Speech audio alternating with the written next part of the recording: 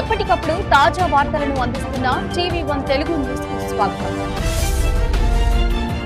పోషణ మాసంలో భాగంగా ఈ రోజు దుండిగల్ సెక్టార్ దూలపల్లి 1 అంగన్వాడీ సెంటర్ లో పోషణ మాసం సంబరాలు కార్యక్రమాన్ని నిర్వహించడం జరిగింది.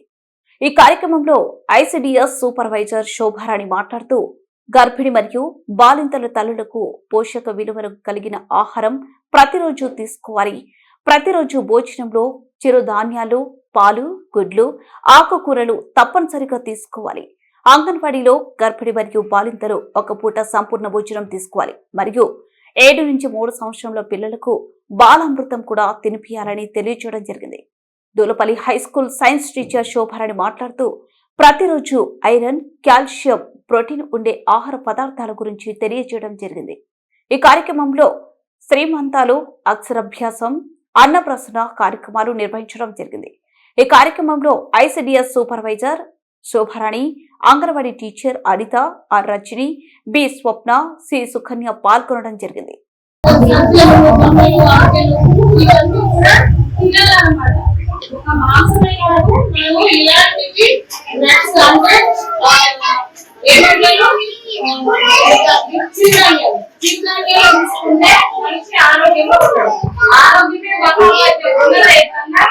మనం ఆరోగ్యంగా ఉంటేనే ఏదైనా పని చేసుకోవాలి. మనం ఆరోగ్యంగా ఉంటేనే మంచి ఆరోగ్యం ఉంటే ప్రతి ఒక్కటి ఉంటుంది. ఒక ఆస్తి ఏంటి అంటే ఆరోగ్యం. అట్లా ఆరోగ్యంగా లేదంటే ఎలాంటివి కూడా ఉండదు.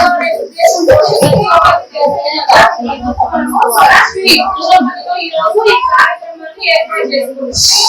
ఎందుకు అంటే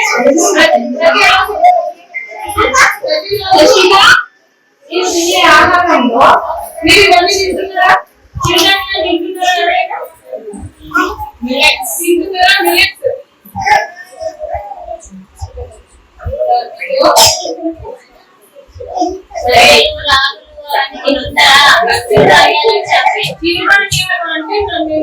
చూడండి, సజ్జలు, రాగులు, పెసలు, నువ్వులు, సామర్థ్యం మంచి కూడా ఎప్పటికాలంలో తినేవాళ్ళు. వాళ్ళు ఎలా ఉండేవాళ్ళు? 75 వస్తాయని ఎప్పటికీ కూడా ఒక బీపీ కానీ షుగర్ కానీ ఎలాంటి కాదు.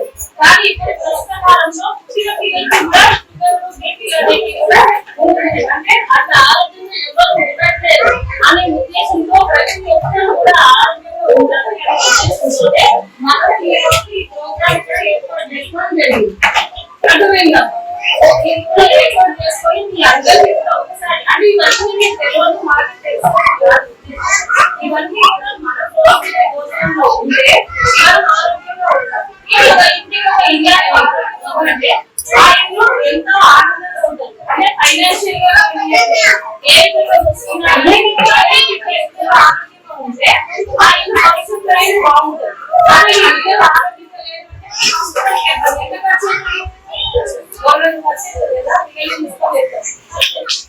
అందుకని అదంతా జరగకుండా ఉండాలి అంటే ఫస్ట్ మనం ఇలాంటి చిరుధాన్యాలు, ఆకుకూరలు, గుడ్డు, పాలు అనేది తీసుకుంటే సరిపోతుంది. నాన్ వెజ్ తినాలని కాదు, ఈ చిరుధాన్యాలు తింటే అందులో కూడా మనకి ఉంటాయి. కాబట్టి మనం తీసుకునే ఆహారంలో ఆకుకూరలు, తీసుకోవాలి. మన అంగన్వాడీ కేంద్రంలో కూడా తీసుకుంటారా?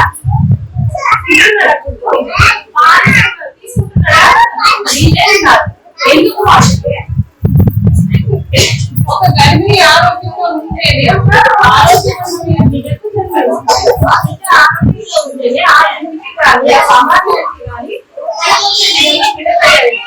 ఆ గర్భిణి ఆరోగ్యంగా లేదు, రక్తమే సరిగ్గా లేదు, బలమే సరిగ్గా లేదు,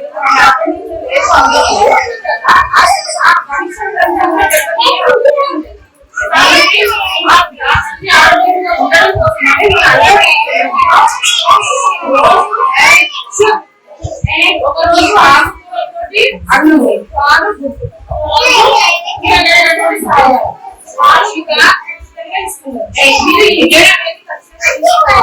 తీసుకున్నప్పుడు భోజనం మానేది.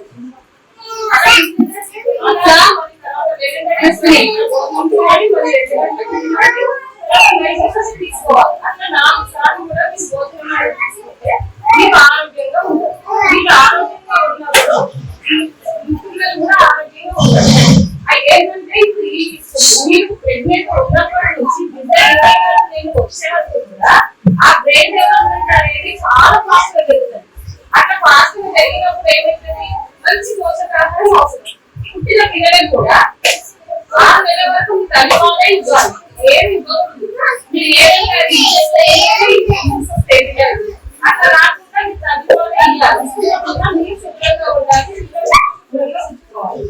తర్వాత 6 నెలల నుంచి 7 నెలల వరకు అనుబంధంగా 2 సంవత్సరాలు ఖచ్చితంగా పాలు ఇవ్వాలి. ఇంకా మళ్ళీ నేను మనం అంగన్వాడీలో బాలాంశం ఇస్తున్నాం, మీకు తెలుసా?